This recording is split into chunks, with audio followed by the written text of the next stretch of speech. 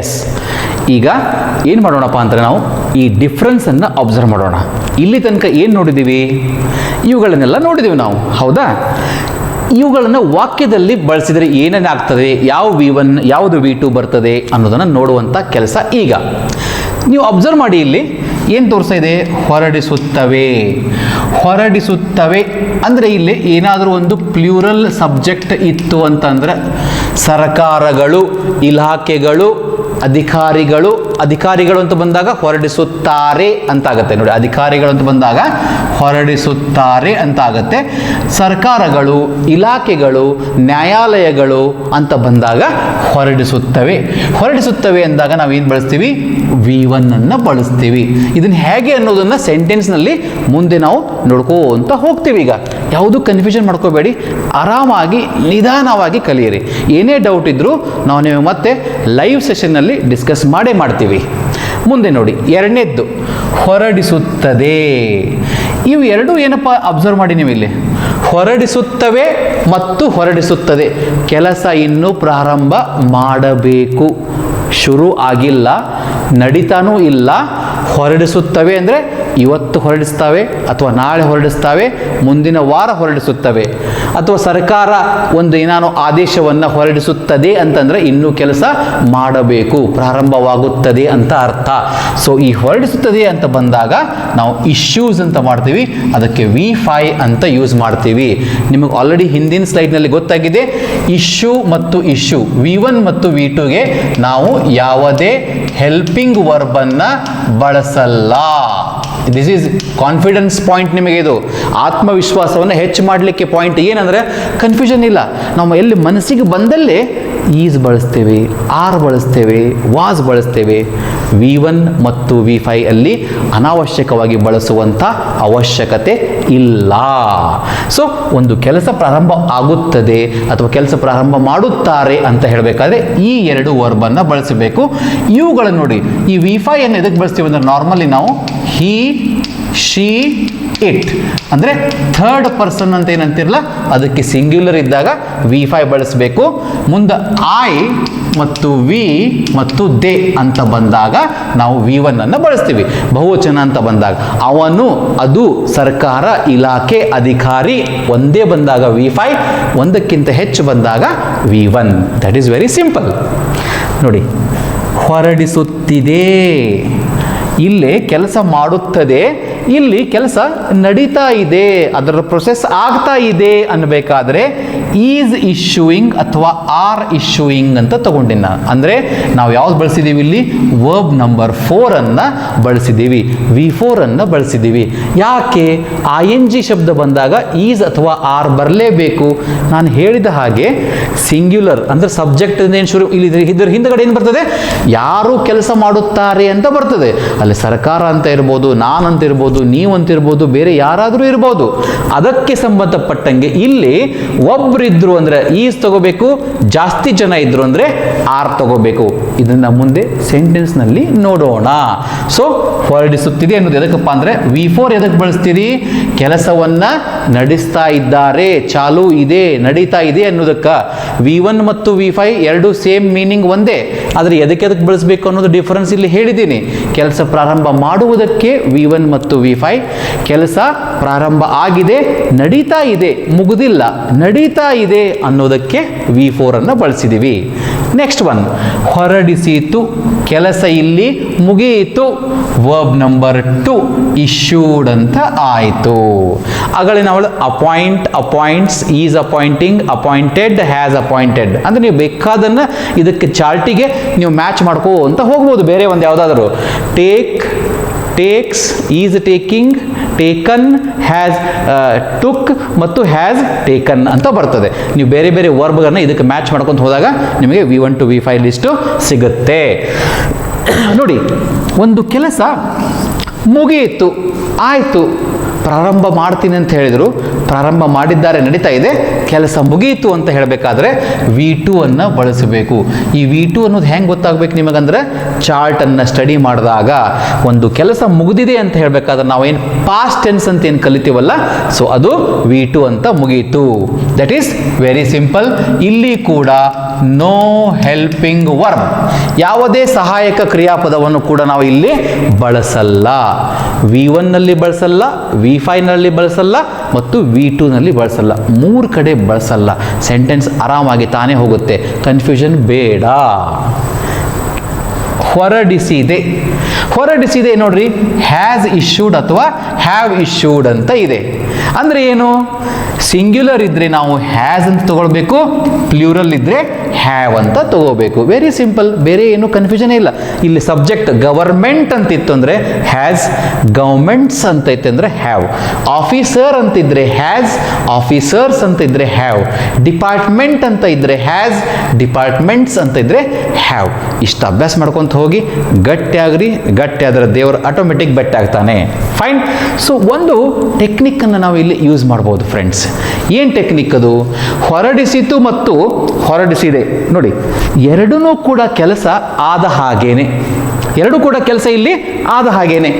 So ಇಲ್ಲಿ ಒಂದು technique ಏನು ಯೂಸ್ ಮಾಡಬಹುದು ಟ್ರಾನ್ಸ್ಲೇಷನಲ್ಲಿ ನಾವು ಅಂದರೆ, ಈ ಹೊರಡಿಸಿತು ಇಶ್ಯೂಡ್ ಅಂತ ವರ್ಬ್ ನಂಬರ್ 2 ಅನ್ನು ಬಳಸಿದರೆ ಮುಗೀತು ಅಂತಿದೆ. ಈಗ ನಾಳೆ ನಿಮಗೆ ಹೊರಡಿಸಿದೆ ಅಂತ ಬಂದಿದೆ ಅಂತ ಅಂದ್ಕೊಳ್ಳೋಣ. ಸೊ ಇದನ್ನು ಕೂಡ ಕೆಲಸ ಮುಗಿದಿದೆ, ಇಲ್ಲಿ ಕೂಡ ಕೆಲಸ ಮುಗಿದಿದೆ. ಡಿಫ್ರೆನ್ಸ್ ಏನು ತಿಳ್ಕೊಂಡ್ಬಿಡೋಣ. ಹೊರಡಿಸಿತು ಅಂತಂದರೆ ಒಂದು ಕೆಲಸ ಮುಗೀತು, ಅದರ ಪರಿಣಾಮ ಈಗ ಇದೆಯೋ ಇಲ್ಲವೋ ಗೊತ್ತಿಲ್ಲ. ಸರ್ಕಾರ ಉಚಿತವಾಗಿ ಲಸಿಕೆಯನ್ನು ಸಾರ್ವಜನಿಕರಿಗೆ ನೀಡಿತು. ಯಾವಾಗೋ ಮುಗೀತು, ಅದು ಕೆಲಸ ಆಗಿದೆ ಅಂತ ಅಂದಂಗ. ನೀಡಿದೆ ಅಂದ್ರೆ ಅದರ ಪರಿಣಾಮ ಇನ್ನೂ ಇದೆ. ಲಾಕ್ಡೌನ್ ಹೇರಿತು ಅಂತಂದ್ರೆ ವಾಪಸ್ ಪಡೆದಿರ್ಬೋದು. ಲಾಕ್ಡೌನನ್ನು ಹೇರಿದೆ, ನಿರ್ಬಂಧವನ್ನು ಹೇರಿದೆ ಅಂದರೆ, ಸರ್ಕಾರ ನಿರ್ಬಂಧವನ್ನು ಹೇರಿದೆ ಅಂತಂದ್ರೆ ಅರ್ಥ ಆ ಹೇರಿದ್ದನ್ನು ಇನ್ನೂ ಚಾಲ್ತಿ ಒಳಗೆ ಪರಿಣಾಮ ಇದೆ ಅಂತ ಅರ್ಥ. ಅದಕ್ಕೆ ಹೊರಡಿಸಿದೆ ಅಂತಂದ್ರೆ ಆ ಆದೇಶದ ಬೆಲೆ, ಅದರ ಕಿಮ್ಮತ್ತು, ಅದರ ವ್ಯಾಲ್ಯೂ ಇನ್ನೂ ಸದ್ಯಕ್ಕೆ ಚಾಲ್ತಿ ಇದೆ ಅಂತ ಅರ್ಥ, ನಡೀತಾ ಇದೆ ಅಂತ ಅರ್ಥ. ಹಾಗಾದರೆ ಇಲ್ಲಿ ನಾವು ಹ್ಯಾಸ್, ಹ್ಯಾವ್ ಅಂತ ಬಳಸ್ತೀವಿ ಅಂತ ಒಂದು ತಿಳ್ಕೊಂಡೇವಿ. ಈಗ ನಾಳೆ ನಿಮಗೆ ಇದೇ ಬಂತು ಅಂತ ಅಂದ್ಕೊಳ್ಳಿ, ಹೊರಡಿಸಿದೆ ಅಂತ ಬಂತು ಅಂದ್ಕೊಳ್ಳಿ. ನೀವು ಅವಾಗ ಏನು ಮಾಡ್ಕೋಬೇಕು ಗೊತ್ತಿರ್ತದೆ, ನೀವು ಅಭ್ಯಾಸ ಮಾಡಿರ್ತೀರಿ. ಹೊರಡಿಸಿದೆ ಅಂದ್ರೆ ಕೆಲಸ ಮುಗಿದ ಹಾಗೆ, ಹೊರಡಿಸಿತು ಅಂದರೂ ಕೆಲಸ ಮುಗಿದ ಹಾಗೆ. ಸೊ ಇಲ್ಲಿ ಏನು ಹ್ಯಾಸು, ಹ್ಯಾವು ಅಥವಾ V2 ಏನು ಅಂತ ನಿಮಗೆ ಕನ್ಫ್ಯೂಷನ್ ಆಗ್ತಿರ್ತದೆ. ಅವಾಗ ಒಂದು ಟೆಕ್ನಿಕ್ ಯೂಸ್ ಮಾಡಿ. ಪಕ್ಕಾ ಶ್ಯೂರ್ ಕಾನ್ಫಿಡೆಂಟ್ ಆಗಿ ನಿಮಗೆ ಹ್ಯಾಸ್ ಅಥವಾ ಹ್ಯಾವ್ ಏನಾದರೂ ನೆನಪಾಯಿತು ಅಂದರೆ ಕರೆಕ್ಟಾಗಿ ಬರೀರಿ. ವರ್ಬ್ ನಂಬರ್ 3 ಯೂಸ್ ಮಾಡಿ. ಹ್ಯಾಸ್ ವರ್ಬ್ ನಂಬರ್ 3ಯನ್ನು ಹ್ಯಾಸ್ ಅಥವಾ ಹ್ಯಾವ್ ಯೂಸ್ ಮಾಡಲಾರ್ದೆ ಬಳಸೋ ಹಾಗಿಲ್ಲ. ಈಗ ಟೇಕನ್ ಅಂತಿದೆ, ಗೌರ್ಮೆಂಟ್ ಟೇಕನ್ ಅಂತಂದ್ರೆ ರಾಂಗ್. ಗೌರ್ಮೆಂಟ್ ಹ್ಯಾಸ್ ಟೇಕನ್ ಅಂತ ಬರೀಬೇಕು ಅಥವಾ ಗೌರ್ಮೆಂಟ್ಸ್ ಹ್ಯಾವ್ ಟೇಕನ್ ಅಂತ ಬರೀಬೇಕು. ಅಂದ್ರೇ ಅದು ಸರಿಯಾಗೋದು, ಇಲ್ಲಾಂದ್ರೆ ರಾಂಗ್ ಆಗಿಬಿಡ್ತದೆ. ಒಂದು ಕೆಲಸ ಏನು ಮಾಡ್ಬೋದು ನೀವು, ಆ ಕನ್ಫ್ಯೂಷನ್ ಬೇಡಪ್ಪ ಅಂದರೆ ಕಾನ್ಫಿಡೆಂಟ್ ಇದ್ದರೆ ನೀವು ಬರೀರಿ I am very happy. Confident ಇದ್ದರೆ I am very very happy. ಒಂದು ವೇಳೆ ಇಲ್ಲ ಅಂದರೆ ಇದೇ ಶಬ್ದಕ್ಕೆ ನೀವು V2 ಬರೆದ್ರಿಯಪ್ಪ ಅಂತ ಅಂದ್ಕೊಳ್ಳಿ, ತಪ್ಪಾಗುತ್ತೇನೋ? ಇಲ್ಲವೇ ಇಲ್ಲ. ಯಾಕೆ? ಕನ್ನಡದ ವಾಕ್ಯದಲ್ಲಿ ಕೆಲಸ ಮುಗಿದಿದೆ ಅಂತ ಗೊತ್ತಾಗಿದೆ. ಅದನ್ನು ಕೂಡ ನೀವು ಇಂಗ್ಲೀಷ್ನಾಗ ಕೆಲಸವನ್ನು ಮುಗಿದಿದ್ದನ್ನು ಇಂಗ್ಲೀಷ್ನಾಗ ಹೇಳಕತ್ತೀರಿ, V2 ಮೂಲಕ ಹೇಳಕತ್ತೀರಿ, V3 ಮೂಲಕ ಹೇಳ್ತಾ ಇಲ್ಲ. ನಿಮಗೆ ಹ್ಯಾಸ್ ಹ್ಯಾವ್ ಕನ್ಫ್ಯೂಷನ್ ಆಗಿದೆ ಅಂತ ನೀವು ಅದನ್ನು ಬಳಸ್ತಾ ಇಲ್ಲ. ಕನ್ಫ್ಯೂಷನ್ ಇಲ್ಲ ಅಂದರೆ ನೀವು ಅದನ್ನೇ ಬಳಸಿದ್ರಿ ಅಂದರೆ ನೋ ಪ್ರಾಬ್ಲಮ್, 100% ಕರೆಕ್ಟ್. ಒಂದು ವೇಳೆ ಇದರ ಬದಲಿ ಈ ಒಂದು ವಾಕ್ಯಕ್ಕೆ ನೀವು V2 ಬಳಸಿದ್ರಿ ಅಂತ ಬೈ ಚಾನ್ಸ್ ಏನಾರ ಬಳಸಿದ್ರಿ ಅಂದ್ರೆ ತಪ್ಪಲ್ಲ. ನಾ ಹಿಂಗೆ ಬಳಸಿದಲ್ಲ, ಅದು ಬಳಸಬೇಕಾಗಿತ್ತಲ್ಲ ಅಂತ ಅನ್ಕೋಬೇಡಿ. ಅದಕ್ಕೆ ಸರಿಯಾದ ಹೆಲ್ಪಿಂಗ್ ವರ್ಬನ್ನು, ಸರಿಯಾದ ವರ್ಬನ್ನು ನೀವು ಅರ್ಥ ಮಾಡ್ಕೊಂಡ್ರಿ ಅಂತಂದರೆ ವಾಕ್ಯಗಳ ರಚನೆ ಬಹಳ ಸಿಂಪಲ್ ಆಗುತ್ತೆ. I hope it is clear to you my dear friends. Fine. 5 sentence ಅವು ಆಯಿತು. ಇನ್ನು 3 ಸೆಂಟೆನ್ಸ್ ಏನಿದಾವೆ ನೋಡಿ. ನಾನು ಹೇಳಿದೆ ಶಾರ್ಪ್ 15 ಶಾರ್ಟ್ಸ್ ಅಂತ ಹೇಳಿದ್ನಲ್ಲ. 5 ಏನಾಯಿತು? V1 to V5 ಆಯಿತು. ಇನ್ನು 3 ಬಂದು ನೋಡಿ ಕೆಳಗಡೆ ಇಲ್ಲಿ. Can, must, May. ಸಿಂಪಲ್ ಇದ್ದಾವೆ. ಇವುಗಳನ್ನು ತಿಳ್ಕೊಂಡ್ಬಿಟ್ರೆ ಮುಗಿಯಿತು. ಏನು? ಹೊರಡಿಸಲು ಆಗುತ್ತದೆ ಅಥವಾ ಸಾಧ್ಯವಿದೆ ಅಂತ ಇದೆ. ಅಂದರೆ ಒಂದು ಕೆಲಸವನ್ನು ಮಾಡುವಂಥ ಸಾಮರ್ಥ್ಯಕ್ಕೆ, ಎಬಿಲಿಟಿಗೆ, ಕೆಪ್ಯಾಸಿಟಿಗೆ ನಾವು ಏನು ಬಳಸ್ಬೋದು? ಕ್ಯಾನನ್ನು ಬಳಸ್ಬೋದು. ಏನಪ್ಪ ಅಂತಾರೆ, ಗೌರ್ಮೆಂಟು ಸಾಕಷ್ಟು ಫಂಡನ್ನು ರಿಲೀಸ್ ಮಾಡಲಿಕ್ಕೆ ಸಾಧ್ಯ ಇದೆ. Government can release funds. ಈಗ ಗೌರ್ಮೆಂಟ್ ಫಂಡನ್ನು ರಿಲೀಸ್ ಮಾಡುತ್ತದೆ ಅಂತಂದರೆ ಬೇರೆ ಆಯಿತು. ನೋಡಿ, ಮಾಡುತ್ತವೆ ನೋಡಿ, ಮಾಡುತ್ತದೆ ಅಂದರೆ ಸರ್ಕಾರ ಫಂಡ್ ರಿಲೀಸ್ ಮಾಡುತ್ತದೆ, ಹಣವನ್ನು ರಿಲೀಸ್ ಬಿಡುಗಡೆ ಮಾಡುತ್ತದೆ ಅಂದರೆ ಗೌರ್ಮೆಂಟ್ ರಿಲೀಸಸ್ ಫಂಡ್ ಅಂತ ಇಲ್ಲ ಆಯಿತು. ಈಸ್ ರಿಲೀಸಿಂಗ್ ಅಂತ ಆಗುತ್ತೆ, ರಿಲೀಸ್ಡ್ ಅಂತ ಆಗುತ್ತೆ, ಗೌರ್ಮೆಂಟ್ ಹ್ಯಾಸ್ ರಿಲೀಸ್ಡ್ ಅಂತ ಆಗುತ್ತೆ. ಈ ಥರ ಮಾಡ್ಕೊಂತ ಹೋಗ್ರಿ, ಡೆಫಿನೆಟ್ಲಿ ಬರುತ್ತೆ. ಹಾಗೇನೆ ಮಾಡಲು ಸಾಧ್ಯವಿದೆ ಅಂತ ಅನ್ಬೇಕಾದ್ರೆ ನಾವೇನು ಬಳಸ್ತೀವಿ? ಕ್ಯಾನ್ ಅನ್ನು ಬಳಸ್ತೀವಿ. ಆ CBIಗೆ ಈ ಕೇಸನ್ನು ತನಿಖೆ ನಡೆಸಲು ಸಾಧ್ಯ ಇದೆ ಅಂತಾಗ the CBI can investigate this case ಅಂತ ಅನ್ಬೋದು. ಸೊ ಸಾಧ್ಯ ಇದೆ, ಆಗುತ್ತದೆ ಅನ್ನಲಿಕ್ಕೆ ಕ್ಯಾನ್ ಬಳಸೋಣ. ಹೊರಡಿಸಬೇಕು ಅಥವಾ ಹೊರಡಿಸಲೇಬೇಕು, ಕಂಪಲ್ಸರಿ ಒಂದು ಕೆಲಸ ಆಗಲೇಬೇಕು ಅಂತ ವಾಕ್ಯದಲ್ಲಿ ನಾವು ಇವೆಲ್ಲ ಯಾಕೆ ಡಿಸ್ಕಸ್ ಮಾಡ್ತಾ ಇದ್ದೀವಿ ಅಂದರೆ ನಮ್ಮ ಭಾಷಾಂತರದ ಪ್ರಶ್ನೆ ಪತ್ರಿಕೆಗಳಲ್ಲಿ ಬೇರೆ ಬೇರೆ ವಾಕ್ಯಗಳು ಬರ್ತಾವೆ. ಎಲ್ಲ ವಾಕ್ಯಗಳನ್ನು ನಾವು ತಿಳ್ಕೋಬೇಕು. ಯಾವುದೇ ಬಂದರೂ ಬರೆಯುವ ಹಾಗೆ ನಾವು ಕಾನ್ಫಿಡೆಂಟ್ ಆಗಿ ಇದ್ದರೆ ನಮ್ಮ ಭಾಷಾಂತರ ಆರಾಮಾಗಿ ಹೋಗುತ್ತೆ. ಭಾಷಾಂತರ ಆವಾಗ ಬಂಗಾರವಾಗುತ್ತೆ. ಸೊ ನೋಡಿ, ಹೊರಡಿಸಲೇಬೇಕು ಅನ್ನೋದೇನಪ್ಪ ಅಂದರೆ ಕಂಪಲ್ಸರಿಯಾಗಿ ಒಂದು ಆ್ಯಕ್ಷನನ್ನು ನೀವು ಮಾಡಲೇಬೇಕು ಅಂದಾಗ ಮಸ್ಟ್ ಒಂದನ್ನು ಬಳಸಿದರೆ ಸಾಕು. ನೀವು ಕೇಳ್ಬೋದು, ಸರ್ ನಾನು ಮಸ್ಟ್ ಬದಲಿ ಶುಡ್ ಬಳಸ್ಬೋದೇನು? No problem, 100% you can go ahead with should also. ಮತ್ತು ಸರ್ ಶುಡ್ ಆ್ಯಂಡ್ ಮಸ್ಟ್ ಎರಡು ಬಳಸ್ಬೋದನು? ಬಳಸಬಾರ್ದು, ಅದು ರಾಂಗ್. ಇಟ್ ಈಸ್ ರಾಂಗ್, ತಪ್ಪು. ಯಾವುದಾದ್ರೂ ಒಂದನ್ನು ಬಳಸಿ. ನೋಡಿ, ಹೊರಡಿಸಲೇಬೇಕು ಅಂತಲೇ ದ ಗವರ್ಮೆಂಟ್ ಮಸ್ಟ್ ಅಂತಾರ ಅನ್ಬೋದು, ಅಥವಾ ದ ಗವರ್ಮೆಂಟ್ ಶುಡ್ ಅಂತಾರ ಅನ್ಬೋದು. ಇನ್ನು ಕೆಲವರು ಒಂದು ಕಡೆ ಇನ್ನೊಂದು ಬರ್ತದೆ, ಏನು? ಹ್ಯಾಸ್ ಟು ಮತ್ತು ಹ್ಯಾವ್ ಟು. ಇವು ಕೂಡ ಅರ್ಥ ಏನು ಬರ್ತಾವೆ ಅಂದರೆ ಒಂದು ಕೆಲಸವನ್ನು ಮಾಡಲೇಬೇಕು ಅಂತ. ಸರ್ಕಾರ ಹಣವನ್ನು ಬಿಡುಗಡೆ ಮಾಡಬೇಕು. The government has to release, the governments have to release. ನೀವು ಪಕ್ಕಾ ಇದ್ದರೆ ಇವುಗಳನ್ನು ಕೂಡ ಯೂಸ್ ಮಾಡ್ಬೋದು. ಇಲ್ಲ sir has to have to ಇದೇನಿಲ್ಲ, ಸಿಂಗ್ಯುಲರ್ ಇದ್ದರೆ ಹ್ಯಾಸ್ ಟು, ಪ್ಲೂರಲ್ ಇದ್ದರೆ ಹ್ಯಾವ್ ಟು, ಬೇರೆ ಏನೂ ಇಲ್ಲ. ಇದ್ರ ಬಗ್ಗೆ ನಿಮಗೆ ಕಾನ್ಫಿಡೆನ್ಸ್ ಇತ್ತು ನೀವು ಬರೀರಿ. ಇಲ್ಲ ಅಂತಂದರೆ ಶುಡ್ ಆದರೂ ಬಳಸಿ, ಮಸ್ಟ್ ಆದರೂ ಬಳಸಿ. ಈ ವಾಕ್ಯಕ್ಕೆ ಇವು ಸೆಟ್ ಆಗಿಬಿಡ್ತವೆ, ಸೂಟ್ ಆಗಿಬಿಡ್ತವೆ, ಸಮಸ್ಯೆ ಏನೂ ಆಗಲ್ಲ. ವಾಕ್ಯದಲ್ಲಿ ಹೇಗೆ ಅನ್ನೋದನ್ನು ಮುಂದೆ ನಾವು ನೋಡ್ತೀವಿ. ಹೊರಡಿಸಬಹುದು, not very sure. There is a possibility, ಸಂಭವವಿದೆ. ಲಾಕ್ಡೌನ್ ಅನ್ನು ಹೇರಬಹುದು ಅಂದರೆ ಗ್ಯಾರಂಟಿ ಇಲ್ಲ. ಹಣವನ್ನು ಬಿಡುಗಡೆ ಮಾಡಬಹುದು ಅಂದರೆ ಗ್ಯಾರಂಟಿ ಇಲ್ಲ. ಏನಿದೆ ಅಲ್ಲೇ? ಪಾಸಿಬಿಲಿಟಿ ಇದೆ, ಸಂಭವನೀಯತೆ ಇದೆ ಅಂದಾಗ ನಾವು ಏನು ಬಳಸ್ತೀವಿ?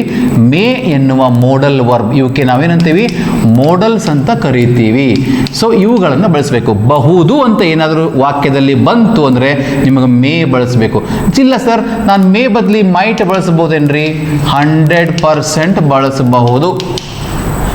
ದ ಗವರ್ಮೆಂಟ್ ಮೇ ಇಶ್ಯೂ ಅಂದ್ರೂ ಒಂದೇ, ದ ಗವರ್ಮೆಂಟ್ ಮೈಟ್ ಇಶ್ಯೂ ಅಂದರೂ ಒಂದೇ. ಇವತ್ತು ಮಳೆ ಬರಬಹುದು ಅಂತ ಅಂತೆ ನಾನು. ಇಟ್ ಮೇ ರೇನ್ ಟುಡೇ ಅಥವಾ it might rain today. Simple ಇದೆಯಲ್ಲ? Fine. So 5, 3, 8 8 shorts in the beginning. 8 sharp shorts.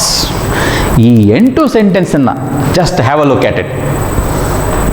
ಹೊರಡಿಸುತ್ತವೆ, ಹೊರಡಿಸುತ್ತದೆ, ಹೊರಡಿಸುತ್ತಿದೆ, ಹೊರಡಿಸಿತು, ಹೊರಡಿಸಿದೆ, ಹೊರಡಿಸಲು ಸಾಧ್ಯವಿದೆ, ಹೊರಡಿಸಲೇಬೇಕು, ಹೊರಡಿಸಬಹುದು. ಈ 8 ಸೆಂಟೆನ್ಸ್ ನೀವು ಮಾಡಿಕೊಂಡ್ರೆ ನಿಮ್ಮ ಭಾಷಾಂತರದ ಗ್ರಾಫ್ ಆಟೋಮೆಟಿಕಲಿ ಹಾಯಾಗಿ ಹೋಗುತ್ತೆ.